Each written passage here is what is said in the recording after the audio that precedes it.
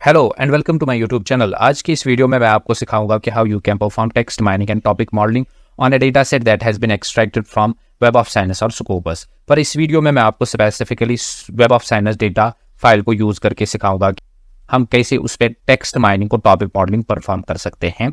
और जो हम सॉफ्टवेयर यूज करेंगे दैट इज ऑरेंज।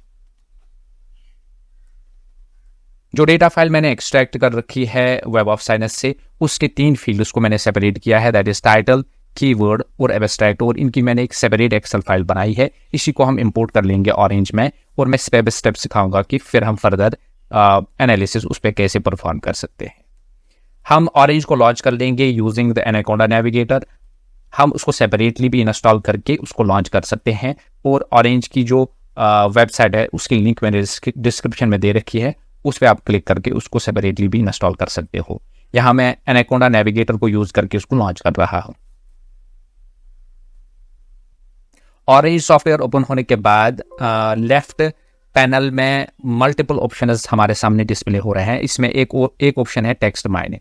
अगर आपके इंस्टॉल्ड ऑरेंज में ये ऑप्शन डिस्प्ले नहीं हो रहा है तो आप ऑप्शन में जाके एड ऑन्स पे क्लिक कर लेंगे और यहाँ आप सर्च कर लेंगे टेक्स्ट। और अगर ये चेकड नहीं है तो ये इंस्टॉल नहीं है। इस पे अगर इस तरीके का अनचेकड है तो आप इसको चेक करके इंस्टॉल कर सकते हो। अब हम डेटा को इंपोर्ट कर लेंगे। ये जो मल्टीपल ऑप्शंस आपके सामने दिख रहे हैं इनको ऑरेंज में विजेट्स कहा जाता है। और ये जो पोर्शन है this is called the canvas. और फाइल हम कैसे इंपोर्ट कर लेंगे, फाइल पे क्लिक करने के बाद फाइल फोल्डर फाइल आइकन हमारे सामने डिस्प्ले हो रहा है, इस पे डबल क्लिक कर लेंगे और यहाँ जो ये फोल्डर आइकन है इस पे क्लिक कर लेंगे और जहां से हमें फाइल को इंपोर्ट करना होगा उसको सिलेक्ट करके ओपन कर लेंगे। और ये खुद ब खुद ऑटोमेटिकली डिटेक्ट करता है उसको। अगर नहीं किया तो आप जो फाइल फॉर्मेट आपका है उसको सिलेक्ट करके इसको इंपोर्ट कर सकते हो।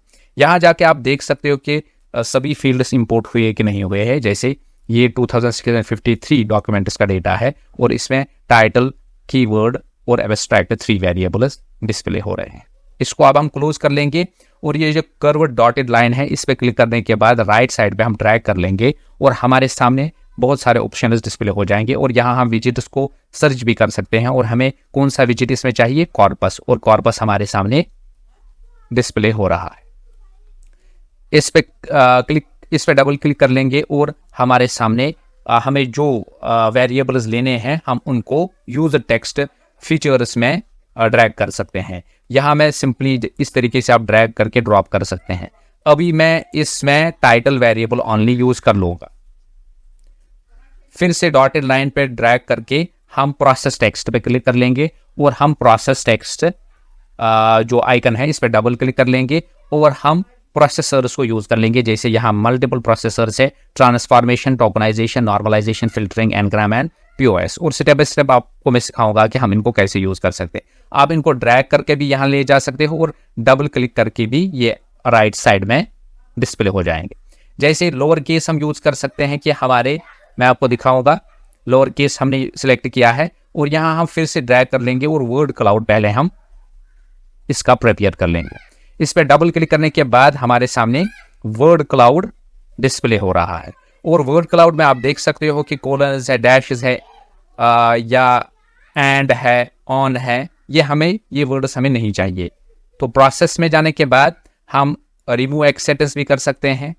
पार्स HTMLs, अगर HTMLs को पार्स करना होगा उनको भी हम पास कर सकते हैं। रिमूव URLs हम कर सकते हैं। अब हम टोकनाइजेशन पे डबल क्लिक कर लेंगे और टोकनाइजेशन में हम देख सकते हैं कि बैकवर्ड स्लैश है, इस तरीके के साइन्स या वर्ड पंक्चुएशंस हम रिमूव कर सकते हैं। नॉर्मलाइजेशन पे डबल क्लिक करने के बाद ये हमें नॉर्मलाइजेशन यहाँ राइट पैनल में डिस्प्ले होगा। नॉर्मलाइजेशन में पोर्टर स्टेमर हम यूज कर सकते हैं, स्नोबॉल। इनके डिटेल्स में मैं नहीं जाऊंगा कि व्हाट दीज आर। आप इनको पढ़ के आप इनको समझ सकते हो कि व्हाट दीज आर। तो यहां मैं स्पेसिफिकली वर्ड नेट लिमिटाइजर यूज कर लूंगा। फिल्टरिंग में बहुत सारे ऑप्शंस है। जैसे आपके सामने जो कोलन, सेमीकोलन डिस्प्ले हो रहे थे, जैसे मैं आपको दिखाऊंगा यहाँ पे कोलन, सेमीकोलन। जब मैं इसको यहाँ प्रोसेस टेक्स्ट में सिलेक्ट कर लूंगा तो ये सभी रिमूव हो जाएंगे। अब कोई ऐसा कोई साइन नहीं दिख रहा है। इसी तरीके से हम नंबर्स अगर उसमें टेक्स्ट में होंगे तो उनको रिमूव कर सकते हैं, इंक्लूडिंग नंबर्स, लेक्सिकॉन। तो फिल्ट्रेशन ऑलमोस्ट अब सही दिख रहा है कुछ हद तक। अभी भी कुछ चीजें हैं जिनको हमें रिमूव करना होगा। हम नाउन्स और वर्ब्स को भी रिमूव कर सकते हैं। मोस्ट फ्रीक्वेंट लेट हम 15 ही लेंगे, मोस्ट 15 टोकन्स हम लेंगे, यानी कि 15 वर्ड्स का हम वो बनाएंगे। इसके बाद एनग्राम्स हम यूज कर सकते हैं।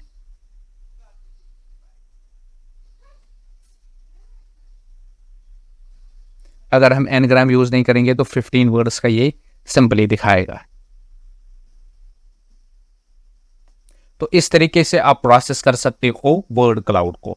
अब मैं आपको जो सेकंड स्टेप है हमारा वो है टॉपिक मॉडलिंग। इसी डॉटेड लाइन पे प्रोसेस टेक्स्ट के बाद हम ड्रैग कर सकते हैं और यहां हम टॉपिक मॉडलिंग चूज कर सकते हैं।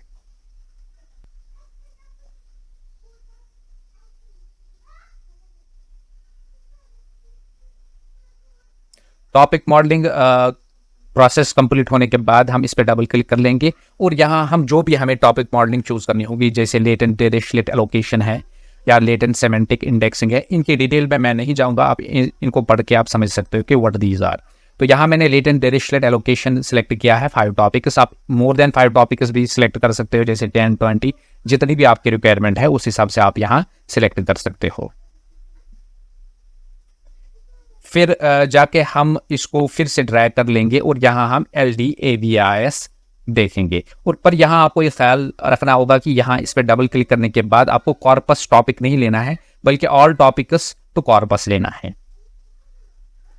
और फिर इसके बाद इस पर हम डबल क्लिक कर लेंगे और हमारे सामने जो ग्राफ्स है वो डिस्प्ले हो जाएंगे। और ये जो ग्राफ्स है आप इनको यूज करके पेपर्स में इनकी डिस्क्रिप्शन लिख सकते हो।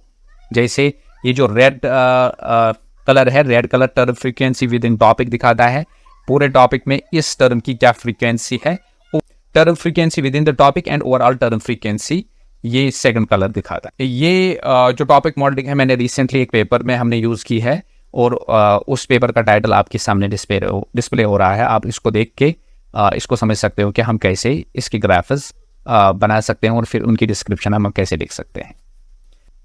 होप कि आपको ये चीज़ें समझ में आ रही होगी कि हम कैसे प्रोसेस टेक्स्ट कर सकते हैं इन ऑरेंज।